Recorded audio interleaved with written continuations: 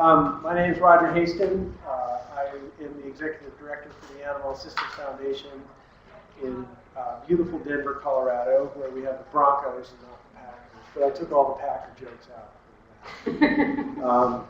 And we're the largest animal welfare funder in Colorado. We basically just focus on Colorado, but a lot of this work I'm going to show you today really stem from the question of how do we make an impact in animal welfare? How do we make life better for animals across all the aspects? My background is not actually in animal welfare. I started off in geophysics and then also in finance. I ended up in animal welfare partly because I really like animals, and I just found it to be a really intriguing field and great need for young and smart minds. And I always like to have every section, I like to have rules, and I know you guys are fairly sophisticated, but I thought I'd break the rules down fairly basic for this session. None of that on the left. Everything you guys need to be like that on the right. That's my dog Ringo. That's actually why I like animal welfare, is I get to put pictures of my dog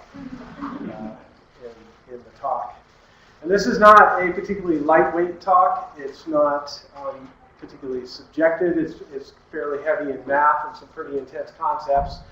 And these are all the things we're going to talk some math. We're going to talk about stochastic and animal welfare and moral paradoxes, immediacy biases. We're even going to do some physics.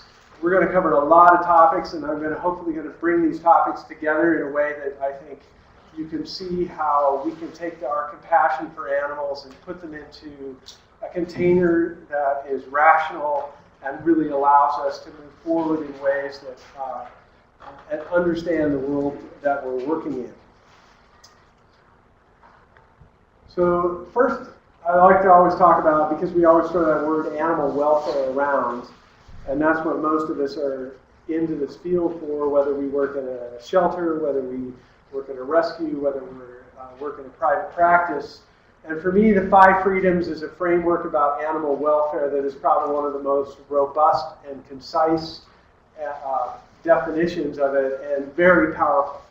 And the 5 freedoms are the freedom from hunger and thirst, freedom from discomfort, freedom from pain, injury, disease, freedom to express normal behavior, and freedom from fear and distress. And I think when you think about these 5 freedoms, and you think about all that they encompass, it really is what we're trying to do, and especially for unwanted animals, is that we want all of these measures of animal welfare to improve. And so with that, I'm going to step into something that's stochastic modeling and simulation. And there's a lot of people maybe know about stochastic modeling or they don't. But I'm going to show you a little bit about just how powerful this is. So I'm going to ask a couple questions. First is, how many of you are currently using stochastic modeling on a daily basis? Nobody? How many people even know what the word stochastic means? Okay, I got a couple. How many of you have, okay, I'm a nerd, so I mean, I'm not even a reform nerd. I tried to be a reform nerd, but they put me in a 12-step program. It didn't work. I'm still a nerd. How many of you have played Dungeons and Dragons? All right, there's the nerd contingent back there. And then finally, how many of you believe in global warming? All right. So with that, if you maybe don't understand what it is, I'm going to show you that you all use it on a daily basis. It's an incredibly powerful tool. It's an incredibly powerful tool because it helps us predict the future. And what we really want to know is what we're doing today, is that going to help us improve animal welfare in the future? And I put up a slide here of 1900 Galveston hurricane, and you might wonder how does this fit with animal welfare? But this was a horrible hurricane. It was at the infancy of weather forecasting, and the U.S. Weather Bureau thought they knew what they were doing, and they ignored the Cuban meteorologists who were using much more advanced techniques, and it ended up 12,000 people died. Absolutely horrific hurricane. And what was a big part of the problem there is we have no ability to predict the future.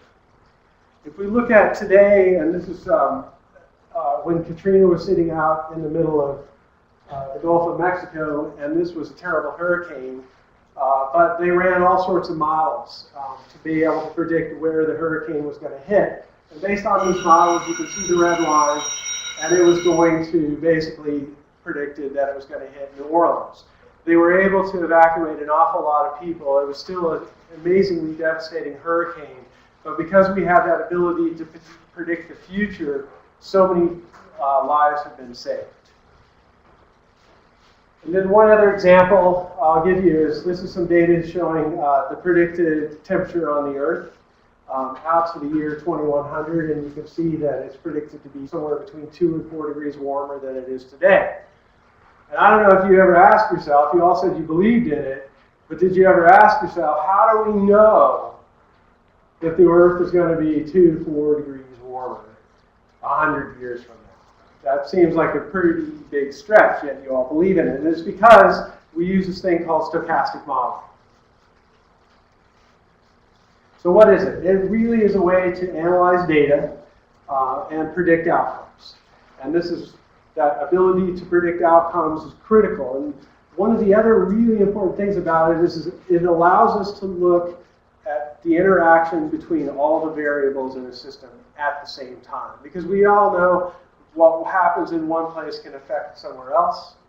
And what I've done and what I'm going to show you today is a fairly basic model that takes a look at a shelter and looks at some of the impacts of various policies. And it looks at things like the type of animal, the daily intake, length of stay, cost, all those kind of things for that shelter. And we're going to see what impact certain policies can have. So how does it work? The first step in the process is we characterize our data, and that is really to look at the raw data that we have, that we record at shelters, and that would be what types of animals are coming in, how many, and from that we build probability distributions. And I'm not going to go into a lot of that gory detail of how you actually go about building probability distributions, but it allows us to very simply characterize that data that we have. We run a model, and we run the simulator, and if any of you have played SimCity or anything like that, that's essentially what the simulator is. And then we compare the data that comes out of that simulator to what we actually see in shelters. And that's what we're going to do. It's fairly simple process. But I'm going to first talk a little bit about one of the most important things when we look at data, and this is an industry that has become very data-driven, and the desire to get data so we can understand impact has become bigger and bigger, certainly in the 15 years I've been involved in the field. And one step that gets skipped all the time is data characterization, and I want to spend a little time on that. And when you think about a system, there's data that goes into a system, there's things that go into a system and things that come out of a system. And that stuff that comes out of a system is what I call outcome data. And the problem with outcome data is it is the combination of a whole lot of other things getting mashed together to produce something. And if we think about what creates an adoption, there's a lot of things that go into it. It's what type of animal is in the shelter, how much capacity the shelter might have, did they advertise? All those things, all those variables add up to create an adoption. And it is important that when we're looking at outcome data, we recognize there's a lot of noise and variability in that because it is the result of a lot of different things. So I want to show you a simple example, and this gives you a chance to win $100. I put my money where my mouth is. And I'm going to bet you, I do triathlons. I don't do them very fast, but occasionally I do them. And I like to track data because I'm a nerd. And so what I've got over here is all my run times for a 10K course. And you can see it's spread out because I'm not very consistent, from 55 minutes on up to about 63 minutes. And I'm going to ask you whether you want to take a $100 bet whether I can run faster this morning than 60.5 minutes. And my question to you is, should you take the bet? And I'm going to give you a couple hints. One is that 94% of the time I do run faster than 60.5. So any takers? $100. $100. So smart money says don't take that bet. But what do we know? This is the result of, this is an outcome data, right? So we need to, you guys are smart. You go to UW, we need to ask some questions, right? And one question is, why is there so much spread in my data? Why is that? And I think when we're looking at data, one question that people forget to ask, we tend to jump right to the average. But so much information sits in that variability. All right? So you find out that I actually run on 2 different courses, and that my performance is negatively affected by alcohol. These are 2 pretty important pieces of information. And so let's think about our data now in terms of that, with that information, and let's sort it based on those input variables. And in blue, what you can see is my run times on course 1, and in yellow is my run times on course 2. And what you can see from there is that I'm much faster on course 1 than course 2. And then I got a couple of outliers here, and you find out that those are times when I went to a really big fundraiser that I had maybe a little too much fun at. So you now find out that I plan to run course 2. And the kind of the mean for that is 59.5 minutes. And the bet is I can run faster than 60.5. So the question is, would you take that bet? But if you look at that, 84% of the time, I'm still faster than 60.5 minutes. Anybody want that bet yet? No. So you're still not sure on that. But let's really look at this differently. Let's build a stochastic model. And this is a really simplistic way to think about it. But we have 2 variables that we know now. One is which course I'm running on, and one is whether I went to a fundraiser or not. So we know that we look at variable 1, and I know that's course 2, and it's going to be a mean of 59.5 with some variability around that. And you know that I'm going to a fundraiser that has Dave Matthews playing, and I absolutely love Dave Matthews. So you can probably make a pretty good assumption that maybe I'm going to have too much fun. So we're going to add 3 to 5 minutes. We run that model, and we see that it is definitely most likely that my time is going to be over 60.5 minutes. Should you take the bet? Absolutely. So by characterizing our data and really understanding the inputs that went into that, what created the outcome, you went from something that looked obviously no way would I take that bet to something that you should absolutely take that bet. And I go through this kind of example because that's the power of stochastic modeling. It allows us to look at input variables and start to predict outcomes and see things that maybe do not look obvious from the surface. So now I'm going to take you through the shelter simulator, and this is in Wagsburg, USA. It's a nice place. You'll see, and that's the other thing, you got to be really cute when you're in animal welfare too. So in this simulator, Wagsburg, they're going to open a brand new shelter. They expect it to handle about 3,000 animals a year. They got space for 150 animals. And we're going to run a simulation, and we're going to watch the performance of that shelter every single day. Every single day, we're going to track what happens in that shelter and see how sensitive things are. A couple really quick definitions, and this is a fairly simplistic model, but I wanted to start simple so you could get the basic idea of the impacts. Live release rate in this model is just the number of adoptions divided by the number of intakes. There's really only 2 possible outcomes: adoption or euthanasia. Any animal that's coming has just been owner surrendered. We're not dealing with some of the other complexities. And unserviced animals or bounce are animals that went to the front door but couldn't get in. So some of the key input parameters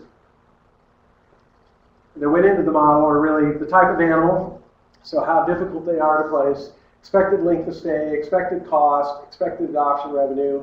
And then within the shelter, we define an intake policy, kennel capacity, base cost, and euthanasia policy. And those are the things we're going to look at. And I'm going to go through this pretty quickly, but this is kind of the key parameters that went in to the model. And probably the most important is I broke it out into 6 classes. Class 1 would be puppies, 2 would be highly adoptables, 3 maybe some minor issues or less desirable, on down to what I call class 5S, which is truly unadoptable. And the percentage of each type of animal is shown there. They have an expected length of stay that has some variation to it on out to including even adoption revenue. And when I look at what are the types of animals coming into the shelter along those classes, I wanted to make sure that they were calibrated to real data. And I just pulled, and this was by no means a random sample, but it was just a sample, just to compare to make sure that it made sense. And in yellow is the percentages on those classes within the model, and blue is what I pulled from some published shelter data with the standard deviation around it. The main point being, basically what's going into the model is what would be fairly typical in a lot of shelters around the country. One of the most critical ones is our expected length of stay. And this is from a study from Brown et al. In 2013, where they looked, I think, at 3 shelters.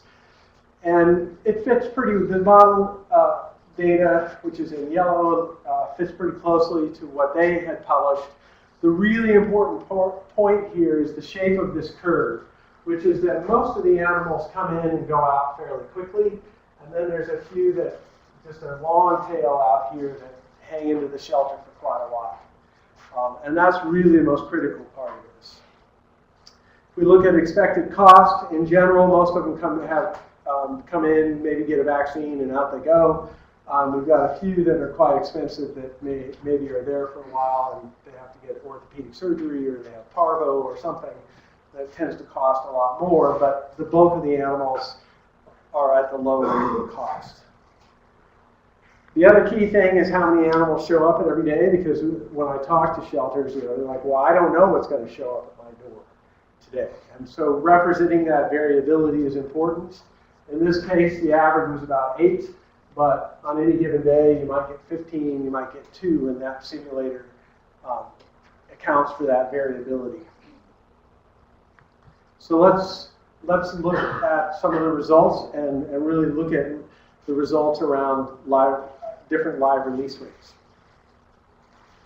We start at the front door of the shelter to see what's happening. If we look over the course of the year, day 1, we open up, brand new shelter. We start tracking how many animals we've brought into the shelter. In yellow is the 85% live release rate. In blue is the 95% live release rate. What you see is that the 95% live release rate has taken in 28% less animals, from 2,800 down to 2,000. If we look at how many animals showed up but couldn't get in, because that's kind of the rule, if they show up and there's no room, they get bounced off the front door. In the 95% live release rate case, over 800 animals were turned away from that facility, and the 85% live release rate, none were. So why is this? The key part is that if we look at shelter capacity, how full are those kennels? In blue, at the 95% live release rate, what you see is that it opens the door, and after about 45 days, the shelter is full. And it stays full the whole time. In the 90% live release rate, it takes a little longer to build that capacity up, but eventually ends up to be full.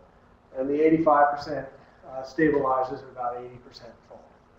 And I think even more important, if we look at the inventory of animals that are being held in that shelter at any particular time, and this goes from 30 days, 90 days, 180 days on out to 360 days. We look at the 85% live release rate, and these are the classes of animals here. We see that the 85% live release rate is basically full of 1, 2, 3s, and 4s, and kind of stabilizes on that inventory. As we move up to 90 and then to 95%, what you see over time is that shelter starts to fill up with more difficult to place animals. To where in the 95% case here, we're almost 60% full of animals that are difficult to place. So we squeezed out that capacity of that shelter to perform. If we look at average length of stay, and for me, average length of stay is really an important measurement and one that probably has been underutilized in this industry. If you look at the average length of stay, in the 95% case, by the time you get out to a year, the average length of stay in that shelter is up almost 90 days. In the 85% case, it's stabilized at around 20. And that really, for me, live length of stay is really a proxy for allowing animals to have express normal behavior. And this is really one of those 5 freedoms. And I think what you see in this case, we're starting to work against that a bit. There's a question. How is median length of stay affected? Median? Median. Median, I don't know that off the top of my head, but median would get even worse than, would be almost equivalently bad. I don't know the absolute number, I'd have to calculate that. But you have 60% taken up with animals that have fairly long length of stays, so average and median should move along fairly similarly. And one of the key things is to really look at adoptions, because ultimately shelters, for me, they're a temporary, they need to be the temporary way station that connects homeless animals to people that want those animals. And if we look at the overall cumulative adoptions, there's a 27% drop in adoptions in the 95% case as compared to the 85% case. If we look at euthanasias, because that's also critical, we all want to try to reduce euthanasia. We all want to try to increase adoptions. In this case, we have, in the 95% live release case, we've reduced euthanasias by about 300 animals. But I want to remind you, we did that at the cost of having to increase length of stay by 70 days.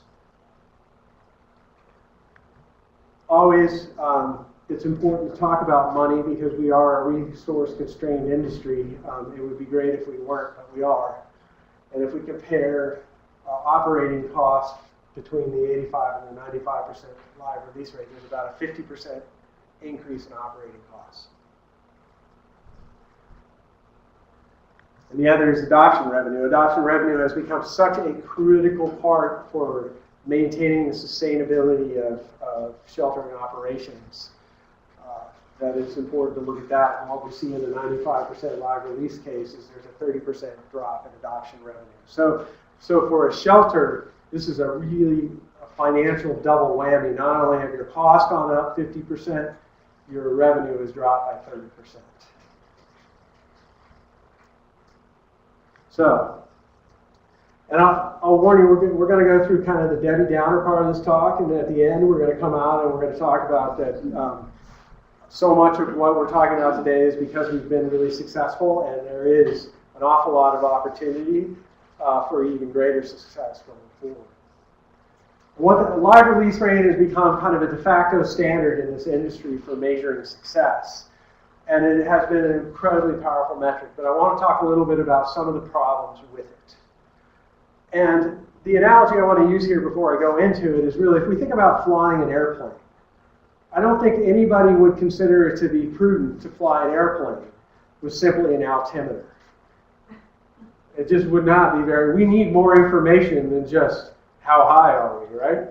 We need a compass, we need wind speed, we need all those things. Any complex system needs more than one metric to be able to know whether we're successful.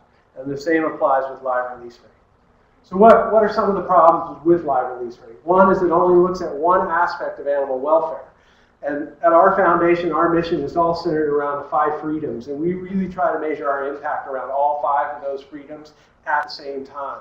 And the problem with live release rate, if you use it on its own, it only looks at really one. And a metric that is the outcome of division by another number becomes unitless. So it's 85%. But we lose all sense of scale. So if 90 animals adopted from 10 intakes is a 90% live release rate. 90,000 from 110 intakes is 81% live release rate. Is one better than the other? And losing that side of scale is so critical. Also, achieving a high live release rate is not necessarily a measure of success. You can have extremely limited admissions. We have some facilities in Colorado that only take in puppies. And in Colorado, if you're a dog, you die and you go to Colorado. I mean, it is like heaven for a dog. It really does distort their impact on the community. You don't have any available space for arrival, or you warehouse them. And none of those, I don't think anybody would consider those to be successful community-based sheltering. The other is it's highly dependent on input population. And I'm going to spend some time on this because it's really important and it can be a little bit subtle. So let's take an example. We're going to look at two different shelters, Shelter 1 and Shelter 2. They're run exactly the same. They're both going to run at a 90% live release rate. The only thing that's different is Shelter 2 has slightly more difficult animals coming into it than Shelter 1. That's it. That's the only difference in these models. And now if we can compare it across all the different attributes that we would want to measure the performance of a shelter, what we see in Shelter 2 is their intakes are way down, the number of unserviced animals are way down, adoptions are down, everything is worse. The only thing that got marginally better was euthanasias. And the only reason euthanasias got better is because we just serviced less animals. So, as a good board member, you would look at the performance of this and you would obviously, the rational thing would be to fire Shelter Director 2, right? That's what we do. So really, the only difference here is that slightly different intake population made Shelter 2 look so much worse. So when we're thinking about measuring whether something is successful or not, it's important to consider what's coming into the system before we make a judgment on whether a performance on what's coming out is good or bad. I'm going to stay on it because this is really an important point, and I'm going to compare three different populations now. One that has probably the most difficult animals. The red has slightly fewer difficult animals, and this is a case that would be, say, limited intake, and I'm only going to take class 1 through 4s in, and I'm not going to deal with any difficult animals. And we're going to compare what happens across different live release rates for those different types of animal input populations. If we look at intake, in the blue, which had the most difficult animals, what you see is that after a certain point, the number of intakes really starts to drop. And the same in the red. If we look at average length of stay, which once again for me is incredibly important measurement, what you see is as that live release rate gets higher and higher, in the populations that have more difficult animals, that average length of stay starts to climb. If we look at total adoptions, because that's what we're really about, what happens if you go past a certain point in the blue and in the red is your total adoptions maximize and then start to fall off. And so what I think is really important here is there are, for any particular input population, an optimum live release rate that will maximize the number of adoptions and intakes that we can do. And in the end, what we're trying to do in animal welfare is really help the overall problem, not just the individual. And if we look at the cost per adoption, because resources do matter, if we look at what happens to the cost per adoption as we increase that live release rate, especially in the blue, the cost gets nearly exponential as we go higher and higher in that live release rate, because those animals are much harder to place. They take much more resource to get placed. So the key points on intake population are shelter performance is highly dependent on it. So if we're going to judge performance of a shelter, we have to understand what's coming into that shelter. And if you have a managed admission facility, they can achieve a much higher live release rate than, say, an open admission facility. And we need to take that into account when we judge performance. The cost to increase live release rate can get nearly exponential, both in money and in animal welfare. And I'd say that in animal welfare because we know that your length of stay will increase significantly, and that just almost all the science, if there's anything that's unequivocal in animal welfare, having an animal in a sheltering environment is almost always going to degrade them over time. And we need to fight that clock. Each population of animals has an optimum live release rate, and that will maximize adoptions and intakes. So that, what does that say? It really means that each community is individual, and we need to judge success based on that community. So where does that leave us? Because I've had a lot of people say, well, you hate live release rate, you think it's bad. And that's absolutely not true. Live release rate is an incredibly powerful, useful metric and has really driven this industry forward. But like anything, we have to really understand its natural biases, limitations, and weaknesses so that we can manage it well. It's dependent on intake population. It loses sight of scale, and people forget that a lot. And it can work against animal welfare if we take it in isolation. And for us as a foundation, we really have started to move away from looking at individual organizations and try to judge how we fund and how we measure impact on a community basis. And fundamentally, that's what we care about, is how is animal welfare doing in a community? Because that's where the solutions will lie. So I'm going to show you the tale of two shelters. This is just down the road from Wagsburg. This is Purville. You got to stay with that cute thing. Two exact shelters, both expect about 3,000 animals, both have 150 kennels in them. And we're going to compare two cases, and there's only two things that change from case 1 to case 2.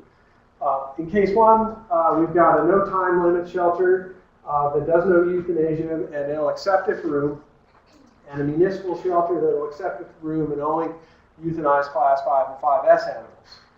Two policy changes get made in case 2. One is that no time limit decides they no longer want to take in any class 5 or 5S animals. They still will not euthanize. In the municipal shelter, they will take it for room, but they will only euthanize class 5S. So that's it. Two simple policy changes. So let's take a look in each case who's showing up at the door. In case 1, where the no time limit and the municipal shelter have essentially the same demographics showing up, same population of animals showing up at their door.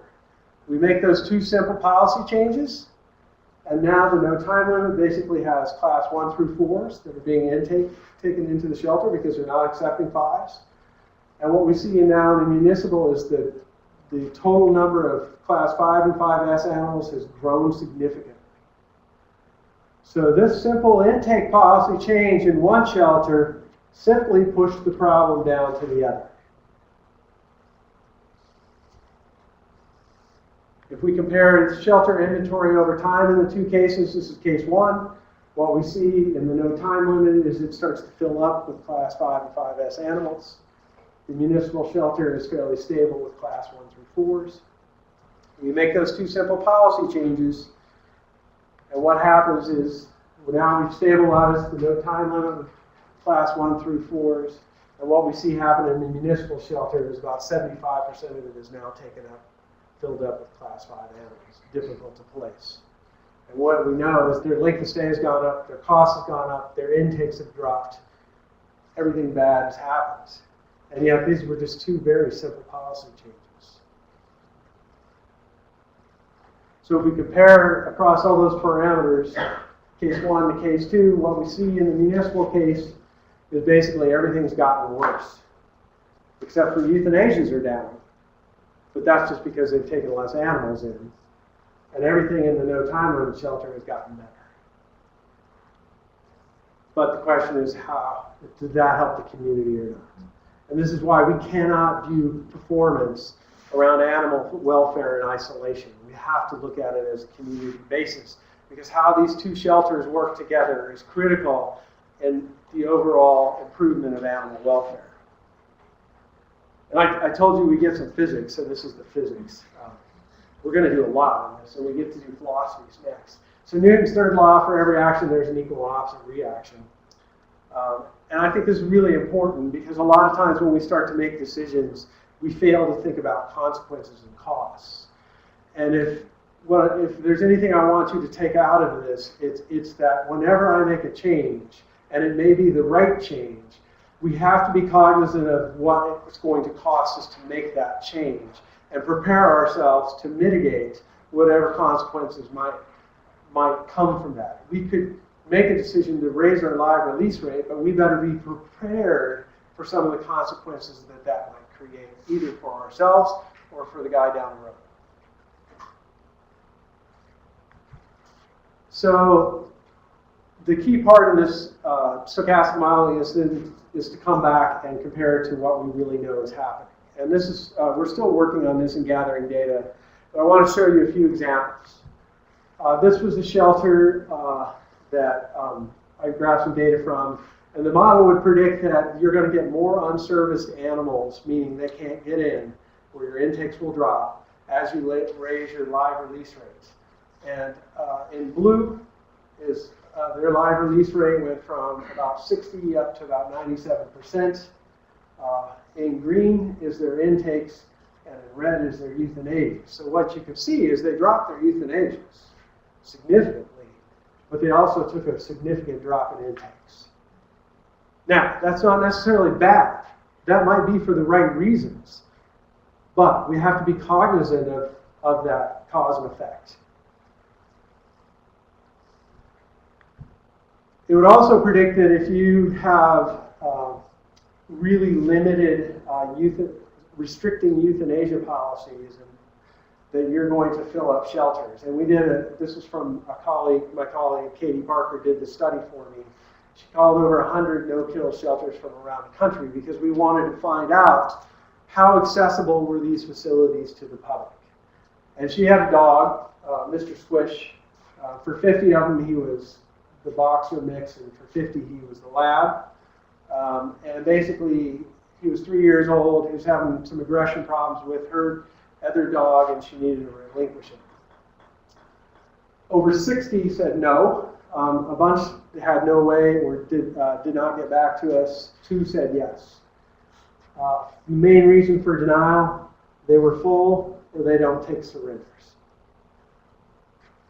And this is not necessarily condemnation on this model, other than what the stochastic modeling tells us is they're going to be full, and they are full. The other thing the model would predict is that you're going to start to concentrate more difficult to place animals in open admission facilities.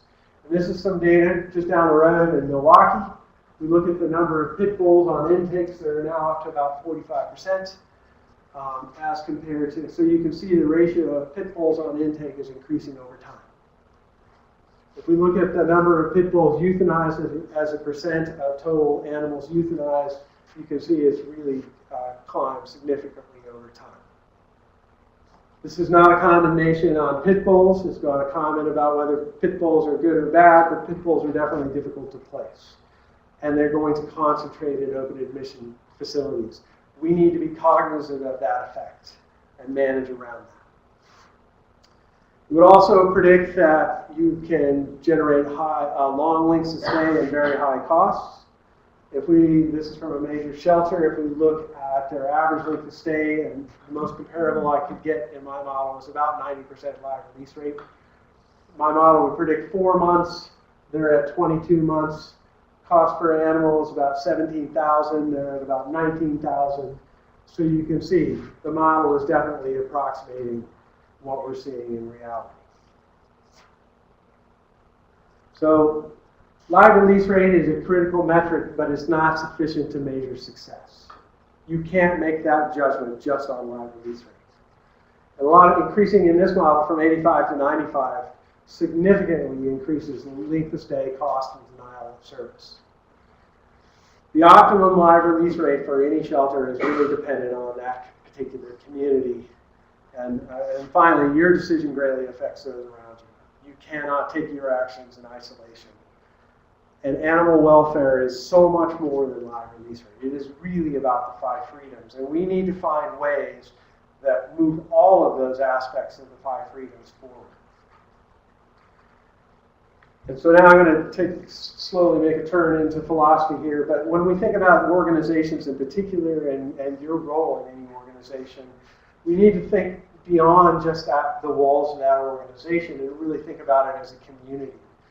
And when we think about defining our mission, our organization missions, it needs to be in the context of the community that organization is working. If it starts to get too narrow, we can lose sight of the consequences of what may seem good may actually turn out to be bad. So, and this is where we're going to go full on into philosophy here. A paradox is a concept that can be conflicting have conflicting ideas that are both true and false. And this is one of my all-time favorites. I never tell a lie. And it's a great paradox because you know it's true if it's false, and false if it's true. And what I found, coming from a very highly scientific quantitative world, is that animal welfare is so full of paradoxes. And one of the key ones that we hit all the time is save more lives. Because you can interpret that many different ways. Does it mean volume over the individual? Or save the individual at all costs? Those are both good. And they both conflict. And if you go too far one way or the other, I think we lose sight of what we really set out to do. And so just to finish up, and then I'll take some questions, really it's what I call the live release paradox. And as we increase our live release rate, we increase the moral paradox that we need to manage, the complexity of what we need to manage. And that's really the good of the one versus the good of the many, the quantity versus the quality of life. And then the one I put up here, that I put up because it's very personal for me, is the fine line between altruism and narcissism. And these seem like completely different words, but the line between them is subtle.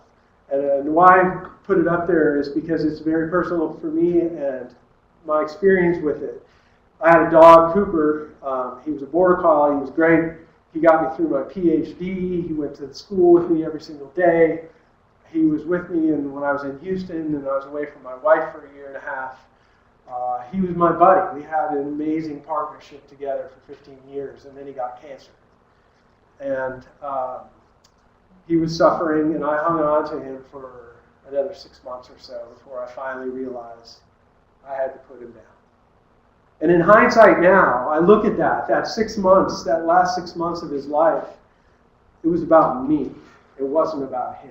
I lost sight of our partnership.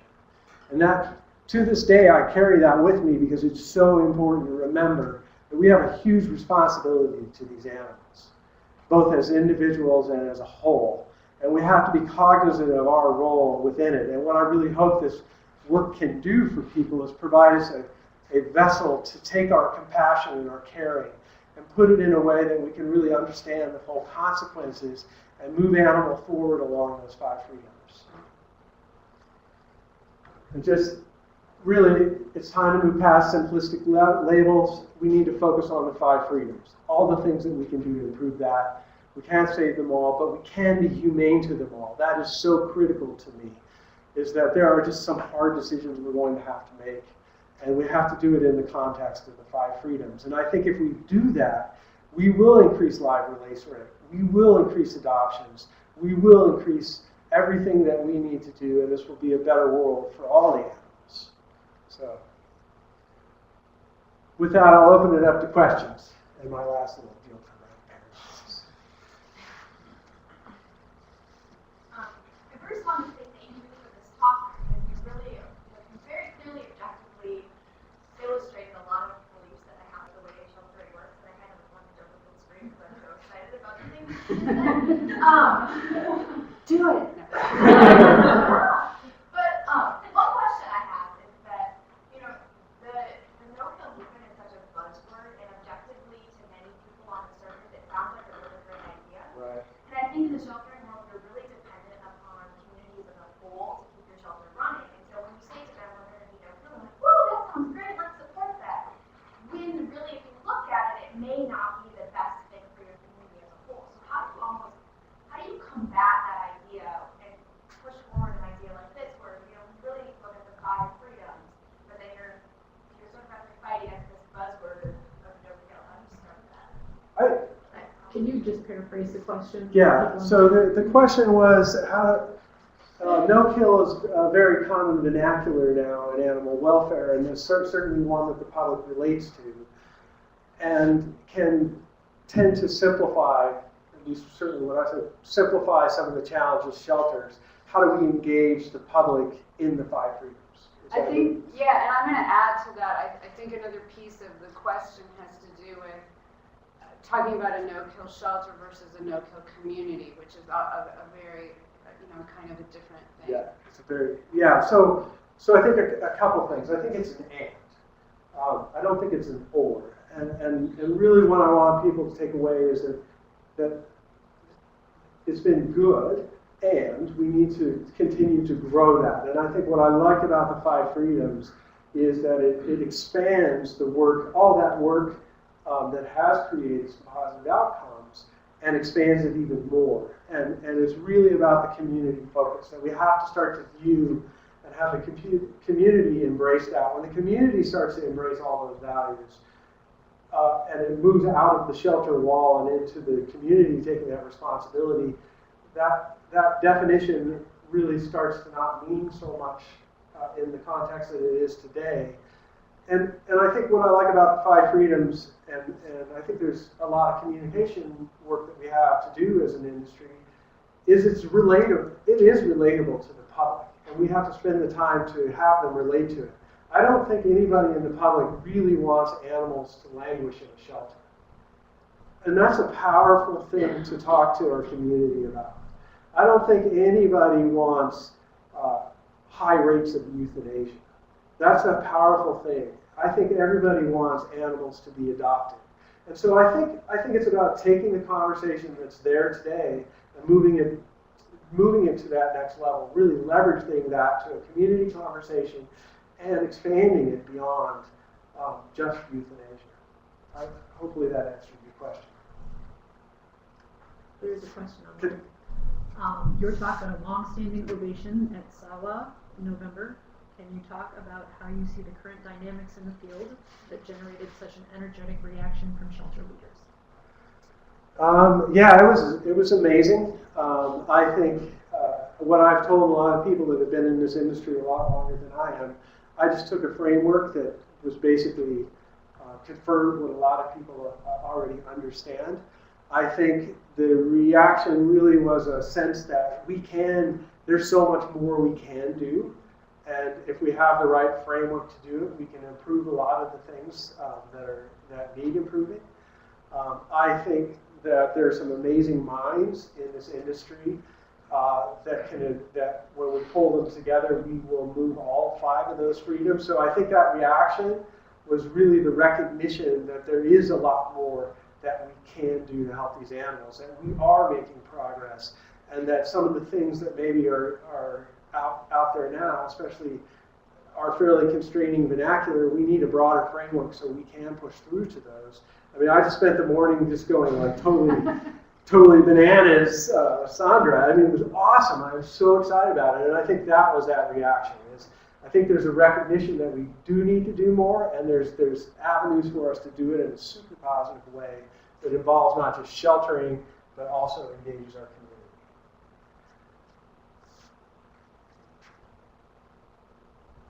That's it. Nobody wants to take the bet again with me?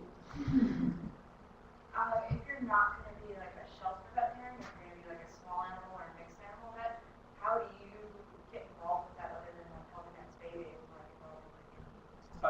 Absolutely great question. And the question was how, if I'm a private veterinarian, can I help in this? Well, in some ways, I think it's even more powerful than, I mean, it's great it's helping in spay days. I think it's that connection with the community. Private veterinarians in this equation are absolutely critical in communicating the value of those animals to their clients and really trying to prevent that relinquishment, to have the animals have good health care. And you have that point of public contact that both has trust. I mean, some of the studies we've done in Colorado is the public generally really trusts veterinarians. And that's an amazing position to occupy, because you get to have those daily contacts with them to be able to communicate really about the 5 freedoms, about why animals are valuable to your life, about why you should care about those things. So I think it's partnerships between shelters and private veterinarians is critical, and you should view every client as that opportunity to talk about the community animal welfare, not just shelter animals. So I think they fit really well. And volunteering at spay days and stuff like that too.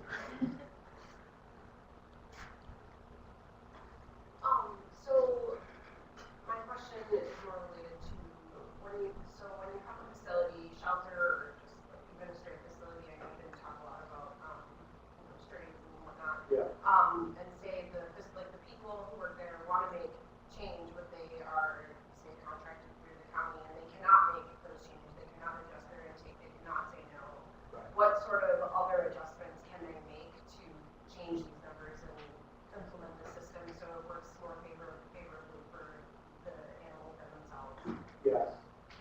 So the question is really how can, say, an open admission municipal facility that doesn't have resources or is highly constrained by rules and regulations have an impact on those numbers? Would that be a good paraphrase?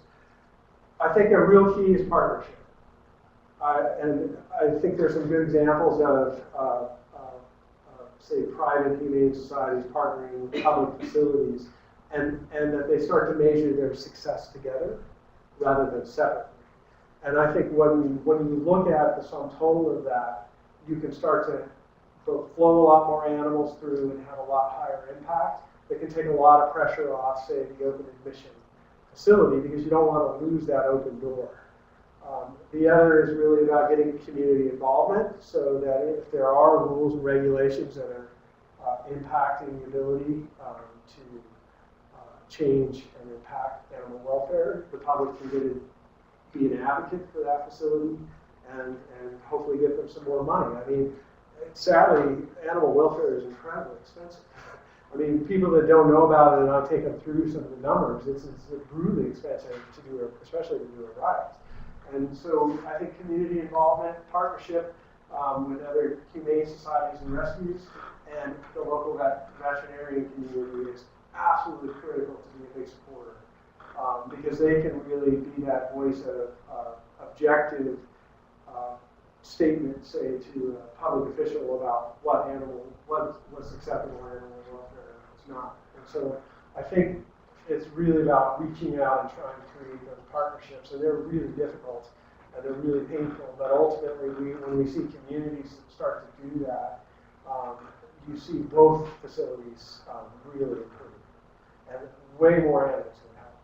So I think it's a really challenging one. It's about public perception and partnership.